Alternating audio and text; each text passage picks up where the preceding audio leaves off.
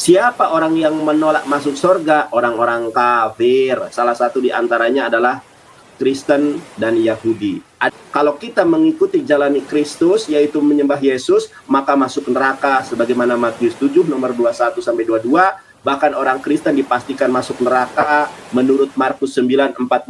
Setiap orang Kristen akan digarami dengan api. Matius 3 ayat ke-13, orang yang datang setelahku tidak lagi membaptis dengan air, tetapi membaptis orang Kristen dengan api neraka. Itulah nubuatan Yohanes Pembaptis.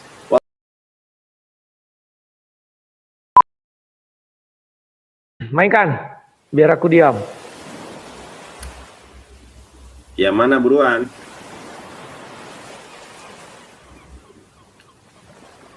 Ayo jangan takutlah kau. Bismillahirrahmanirrahim. Assalamualaikum warahmatullahi wabarakatuh. Saya aturkan terima kasih kepada kaum muslimin wal muslimat yang sudah hadir, yang sudah ikut berkontribusi tap-tap layar, yang sudah spender juga. Bagi para spender saya juga aturkan terima kasih. Dan bagi teman-teman yang sudah melihat baik dari Kristen maupun dari Muslim, saudara saya sendiri, saya ucapkan terima kasih. Dan saya juga ucapkan terima kasih kepada Rudi. Rudi ini adalah anak didik saya, meskipun usianya terpaut jauh ya. Beliau 50 tahun, saya baru 25 tahun. Baik. Bagaimana saya dapat memiliki jaminan keselamatan? Jaminan keselamatan itu tidak pernah ada dalam agama Kristen. Tidak ada jaminan keselamatan dalam agama Kristen. Jaminan keselamatan hanya ada di dalam Islam. Dalilnya mana? Ayat Quran berjibun mengenai tentang jaminan keselamatan bagi orang-orang yang percaya, bagi orang-orang yang beramal soleh, bagi orang-orang Islam. Salah satu dalilnya di dalam Quran surat Al-Bainah ayat ke-8. A'udzubillahi minasyaitonirrajim. Jazaohum inda rabbihim jannatu adnin tajri min tahtihal anharu khalidina fiha abada. Radhiyallahu anhum wa radu'an dzalika liman khasyya rabbah. Artinya apa? Bagi mereka, yaitu orang-orang yang beriman, orang beramal soleh, bagi mereka surga Aden yang mengalir di bawahnya sungai-sungai. Mereka kekal selama-lamanya di dalam surga itu. Radhiyallahu anhum, Allah ridho kepada mereka, waradu'an, dan mereka pun ridho dengan apa, mereka bersyukur atas apa, atas nikmat yang telah Allah berikan kepada mereka. Itu di dalam Al-Quran. Rujukan umat Islam bukan hanya Quran, tetapi hadis Rasulullah SAW. Di dalam hadis Rasulullah SAW seringkali saya menyampaikan, mungkin teman-teman juga hafal, kullu ummati yadkhulunal jannah. Setiap umatku pasti masuk surga. Rasulullah SAW tidak mengatakan kullu ummati insyaallah dahulal jannah, tidak. Tetapi beliau dengan tegas mengatakan kullu ummati yadkhulunal jannah. Setiap umatku pasti masuk surga. Illa man aba, kecuali orang yang enggak mau. Para sahabat bertanya, mahya aba ya Rasulullah, siapa yang enggak mau itu ya Rasulullah? Qala Rasulullah sallallahu alaihi wasallam, waman ato'ani dahulal jannah. Siapa yang taat kepadaku pasti masuk surga. Waman asoni, dan siapa yang tidak taat, tidak beriman kepadaku, faqad aba, merekalah orang yang menolak masuk surga. Siapa orang yang menolak masuk surga? Orang-orang kafir. Salah satu di antaranya adalah Kristen dan Yahudi. Adakah dalil orang Kristen itu masuk neraka? Ada. Qala Rasulullah sallallahu alaihi wasallam, waman man sami abi, siapa yang mendengar aku, min umatin, dari kalangan umat ini, Yahudiyun, orang-orang Yahudi, atau Nasraniun, orang-orang Nasrani, orang-orang Kristen, falam tu'mimbi, dan mereka tidak beriman kepadaku, daholan nar, maka mereka orang-orang Kristen dan Yahudi masuk neraka. Di dalam Quran suratul Fatihah, Allah Subhanahu wa taala mengajarkan tentang makna berdoa, ihdinas siratal mustaqim, tunjukilah kami jalan yang lurus. Siapa jalan yang lurus itu? Ketika kita memahami Al-Quran menggunakan dua metode, metode tafsir bil ma'sur dan tafsir bil riwayah. Menafsirkan ayat Quran dengan ayat Quran. Siapa jalan yang lurus itu? Baca Quran surat Yasin ayat 1 sampai 4. Yasin wal Qur'anil Hakim, innaka laminal mursalin. Rasulullah Muhammad, engkau ini berada pada engkau ini termasuk di antara para rasul, ala siratim mustaqim, yang berada pada jalan yang lurus. Jadi kalau kita mau masuk surga, ikutilah jalan Nabi Muhammad SAW. Kalau kita mengikuti jalan Kristus, yaitu menyembah Yesus, maka masuk neraka sebagaimana Matius 7 nomor 21 sampai 22. Bahkan orang Kristen dipastikan masuk neraka menurut Markus 9:49. Setiap orang Kristen akan digarami dengan api. Matius 3 ayat ke-13, orang yang datang setelahku tidak lagi membaptis dengan air, tetapi membaptis orang Kristen dengan api neraka. Itulah nubuatan Yohanes Pembaptis. Wallahu a'lam bishawab. Boleh kiranya Rudi Yohanes dijamah Tuhan, ditangkap, dipilah dan dipilih, dipulihkan menjadi pribadi yang terlahir baru, manusia baru dalam kebenaran iman dan Islam. Al-Islamu ya'lu wa la yu'la alaih. Wallahu a'lam bishawab.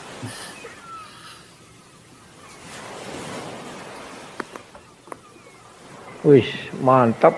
Aduh, kalah lagi Rudi. Iya, nggak apa-apa. Teman-teman, Selalu Nandar. Kawan-kawan jangan lupa tap-tap layar ya, biar kita gaskan dulu si Nandar ini.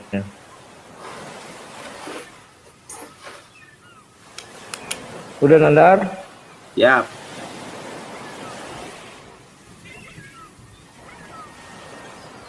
Ayo, jangan takut kau. Balik lah. Matikan mic-mu. Ya. Ya, terima kasih Nandar. Tuhan Yesus memberkati Nandar, karena Tuhan Yesus itu bagi orang yang berdosa. Jangan kau dekati orang Tuhan yang hanya mencari orang yang suci.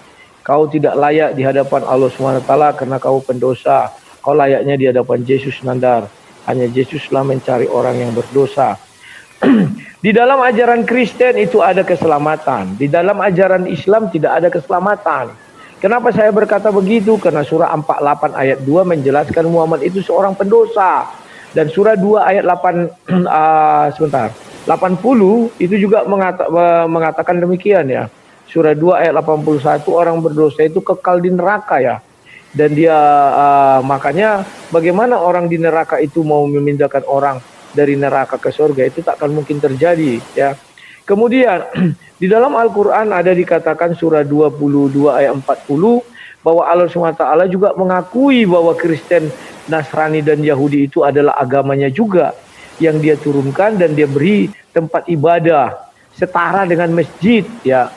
Andai kata mau dihancurkan kata Tuhan, dia bisa kasih mawar 2 kawan biar tercapai target. Ya. Jadi itulah kawan-kawan kalau kita melihat dari segi yang Al-Quran itu. Tapi yang lebih sulit lagi bukan hanya itu kawan ya. Coba kalian perhatikan baik-baik ya. Yesus mengatakan di Filipi ayat 9 sampai 11 itu dikatakan bahwa Yesus itu adalah nama di atas segala nama. Allah itu adalah nama Tuhannya, sesembahannya umat Islam. Jadi semua yang memiliki nama itu masih di bawah Yesus. Paham ya kawan-kawan ya? Ayo, itu sudah kali 2. Jadi Allah SWT itu adalah nama, Yesus masih di atasnya ya. Jadi Allah SWT itu di bawah Yesus. Kalau kita melihat sebentar, aku bukakan dulu Filipi 2, sorry bukan 2 Filipi ya. Filipi 2 ayat 9 itu sampai 11 dikatakan begini. Ini nih. Itulah sebabnya Allah sangat meninggikan dia dan mengurungkan kepadanya nama di atas segala nama. Allah SWT itu adalah nama. Di atas itu ada nama lain, yakni Yesus. Kalau menurut ayat ini ya, jadi tidak ada keselamatan di dalam ajaran Islam. Dan di dalam ajaran Islam belum ada bukti yang sudah sampai ke surga. Kalau janji keselamatan di dalam Islam ada. Masih level janji. Paham ya? Tapi kalau jalan tidak ada. Dengan apa mereka mau menuju surga? Jalan itu contoh saya jalan dari sini mau ke Jawa kemarin. Saya pakai Google apa itu ya, penunjuk jalan itu. Sampailah ke sana. Nah, kenapa sampai ke sana? Karena mungkin sudah ada orang yang berjalan ke sana. Lah orang Islam bagaimana? Jalan yang lurus saja nggak tahu.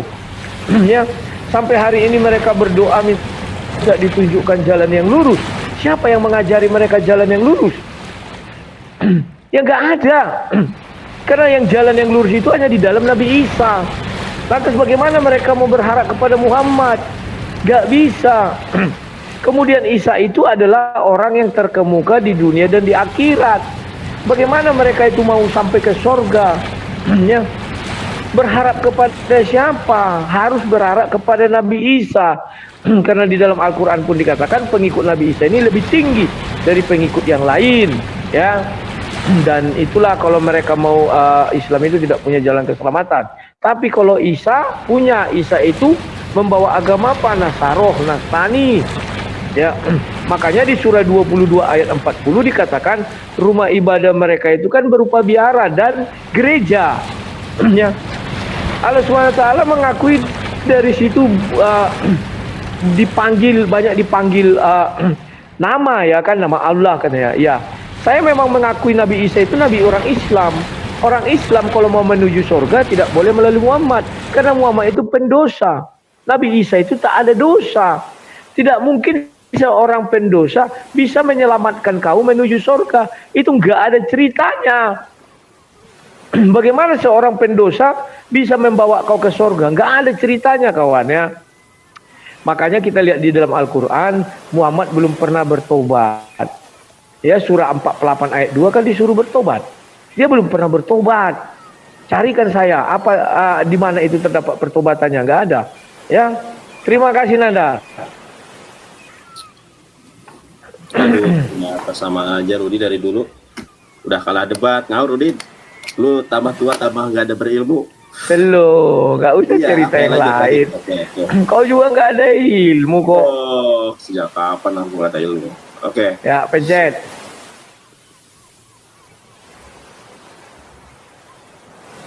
Silakan. Oke, diam ya, di mute. Inilah teman-teman ya, ini kayaknya lagi frustasi ya, caleg gagal ya kan. Saya tadi sudah menjelaskan, ihdinas siratal mustaqim, tunjukilah kami jalan yang lurus. Jawabannya di dalam Quran surat Yasin ya, ayat ke-1 sampai 4. Innaka laminal mursalin, Muhammad engkau ini adalah di antara para rasul ala siratim mustaqim, yang berada pada jalan yang lurus. Satu tuh, kamu ketampol Rudi. Yang kedua, kamu bilang ada agama Yahudi, agama Kristen di dalam Al-Quran. Tunjukkan ayat berapa? Nggak ada, dol. Agama itu, Yesus itu agamanya Islam. Tetapi saya tidak akan terjebak dengan omonganmu yang tanpa isi. Saya akan konsisten bahwa di dalam Kristen itu tidak ada jaminan keselamatan. Kita lihat, saya tunjukkan kepada Anda ya. Saya nggak mau terjebak dengan statement-statement yang tidak ada urgensi dan esensinya pada perdebatan malam hari ini. Saya tunjukkan kepada kamu, Rudi. Nih, perhatikan ini. Di dalam sebentar ya. Aduh, saya hapus saja deh. Nih, Rudi perhatikan ya. Saya mah pakai data. Maka aku berkata kepadamu, jika hidup keagamaanmu tidak lebih benar daripada hidup keagamaan ahli-ahli Taurat dan orang Farisi, sesungguhnya kamu tidak akan masuk ke dalam kerajaan sorga. Ternyata Yesus mengatakan kalau kamu agamanya tidak lebih benar dari agama Yahudi, maka tidak akan masuk sorga. Jadi syarat masuk sorga itu adalah masuk ke dalam agama yang benar. Agama yang benar apa yang dimaksud oleh Yesus? Baca Lukas 6 nomor 40. Nih saya bacakan dalam bahasa Ibraninya ya. Talmid ainenu gadol min hamore abal kolmi sehuslam limudoyih yeh kemorehu.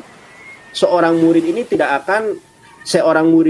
akan lebih besar daripada Yesus sebagai gurunya. Akan tetapi siapa yang masuk Islam limudoyih yeh kemorehu. Jadi syarat masuk surga itu adalah dengan masuk Islam. Yesus aja Islam, nggak pernah di dalam Al-Quran Yesus mendirikan agama Nasrani. Kamu udah berdusta di situ.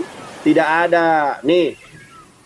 Dan orang-orang Kristen yang menyembah Yesus maka akan digarami dengan api. Markus 9 nomor 49. Nih, perhatikan nih, orang Kristen akan digarami dengan api. Karena setiap orang Kristen akan digarami dengan api. Nah, kita lihat nubuatan daripada Yohanes Pembaptis ya. Matius 3 nomor 13 kalau tidak salah. Nah, Sebentar ya, saya lupa ayat berapa itu. Ayat 11 kalau nggak salah. Nah, teman-teman perhatikan di sini. Aku membaptis kamu gini.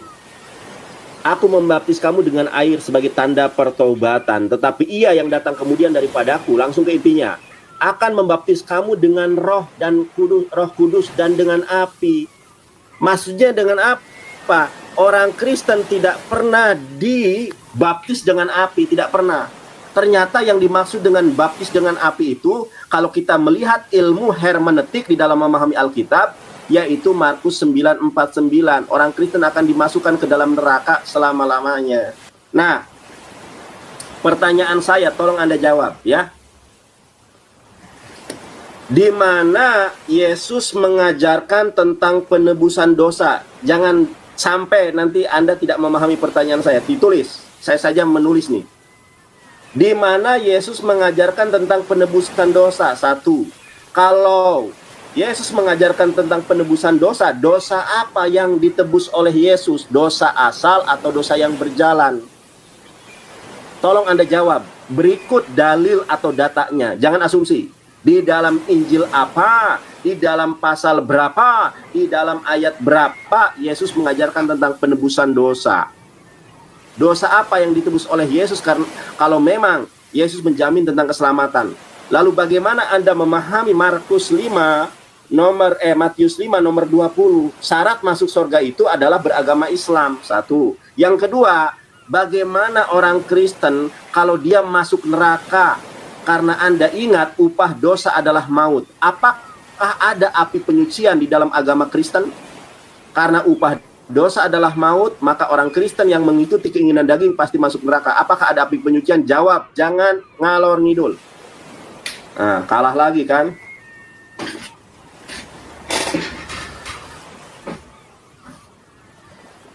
Aduh, seru dia, nggak ada perlawanan nih. Kalah.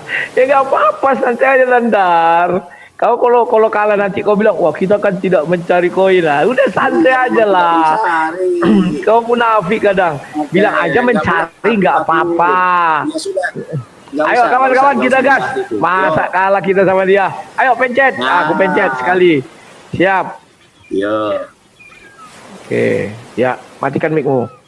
Oke. Terima kasih Nandar. Kau berkata, mana ayatnya? Kan sudah ku bilang. Kau baca surah 22 dulu Nandar, ayatnya yang ke-40. Ku bukakan sama kau ya, surah 22 ayat 40. Di situ sangat jelas dikatakan ayatnya ke-40. Ini Nandar ya. Dikatakan begini, yaitu orang yang diusir dari kampung halamannya tanpa alasan yang benar, hanya karena mereka berkata, Tuhan kami ialah Allah. Seandainya Allah tidak menolak keganasan sebagian manusia dengan sebagian yang lain, tentu telah kami robohkan biara-biara Nasrani, gereja-gereja, rumah-rumah ibadah orang Yahudi, dan masjid-masjid. Jadi keempat rumah ibadah ini disejajarkan oleh Allah SWT. Apa dibilangnya? Yang di dalamnya banyak disebut nama Allah. Allah pasti akan menolak. Allah, jangan kau bicara. Surah 22 ayat 40 tadi sudah ku bilang. Ya. Pasti akan menolong orang yang menolong agamanya. Allah sendiri mengatakan itu agamanya, bukan aku. Paham kau Nandar? Jadi jangan kau sok-sokan ya. Kemudian Nandar, kita sudah berbicara, kau bertanya, Yesus dosa apa yang ditebus Yesus? Kan sudah dijelaskan, dosa perbuatan itu yang ditebus. Di mana itu terdapat? Matius 26 ayat 28. Darahku tertumpah bagi banyak orang untuk penebusan dosa kali 2. Ayo kawan-kawan, masa kalah kita sama dia? Sudah Nandar? Matius 26 ayat 28, itu dosa perbuatan yang ditebus. Lantas dosa waris bagaimana? Itu Yesus turun ke dalam kerajaan maut, meremukkan kepala iblis, itu diremukkan, dihancurkan. Di mana itu terdapat? Kejadian 3 ayat 15. Kan sudah jelas di situ. Keturunan perempuan ini akan meremukkan kepalamu. Itu sudah jelas, nggak usah kau tafsir apa-apa lagi Nandar. Oke? Kemudian Nandar, kau bilang digarami dengan api. Garam itu sifatnya membuat sesuatu jadi asin, ya. api itu adalah menyimbolkan Roh Kudus. Jadi kami misalnya kan ada ayat itu berkata, jadilah garam dan terang dunia. Paham Konadar? Jadi digarami dengan api itu maksudnya kami itu menjadi garam dengan Roh Kudus. Kau sudah baca tadi kan ke Matius 3 ayat 11. Aku membaptis kamu dengan air, tetapi yang datang setelah aku membaptis kamu dengan api dan Roh Kudus. Itu bukan berarti neraka. Apa buktinya? Lihat ajalah kisah para rasul 2. Mereka benar-benar dibaptis dalam api dan Roh Kudus kan turun atas mereka, Nandar. Jadi sudah patah semua dalilmu. Sekarang mengenai Islam. Surah 48 ayat 2, Muhammad itu pendosa. Bagaimana seorang pendosa berada di jalur yang lurus? Sedangkan pendosa aja kau akui di jalur yang lurus. Sementara Nabi Isa yang suci menurut Al-Quran tidak kau akui berada di jalan yang lurus. Itu logika dari mana, Nandar? Ya? Belum pernah kami dengar kalian mendoakan bersyafaat kepada Nabi Isa. Kenapa? Karena dia orang suci. Paham kan, Nandar? Makanya kalian selalu minta ditujukan jalan yang lurus. Bagaimana seorang pendosa, surah 48 ayat 2 itu, bisa kau katakan dia berada di jalan yang lurus? Sekali orang berdosa itu sudah bengkok. Gak ada cerita, kalian gak tahu. Nah, sekarang kita buka surah 19 ayat 71. Orang Islam tidak akan ada yang masuk ke dalam surga karena itu sudah ketetapan. Kita baca surah 19 ayat 71. Dikatakan begini. Ini ketetapan ini, jangan main-main. Ayat 71 dikatakan, dan tidak ada seorang pun di antara kamu yang tidak mendatangi neraka. Hal itu bagi Tuhanmu adalah satu ketentuan yang sudah ditetapkan. Itu tidak ada yang bisa mencabut itu, Nandar. Sudah ditentukan dan ditetapkan umat Islam semuanya masuk neraka. Nah, di dalam neraka nanti kita masuk ayat ke-72. Gitu Nandar melihatnya. Nah, di ayat 72 kata kemudian, ini kan sudah masuk ke neraka kalian. Ada kalimat kemudian, kami akan menyelamatkan orang-orang yang bertakwa dan membiarkan orang-orang yang zolim di dalam neraka dalam keadaan berlutut. Intinya kalian semua ke neraka dulu, nggak ada cerita. Setelah kalian di neraka baru diselamatkan orang yang bertakwa. Paham? Terima kasih.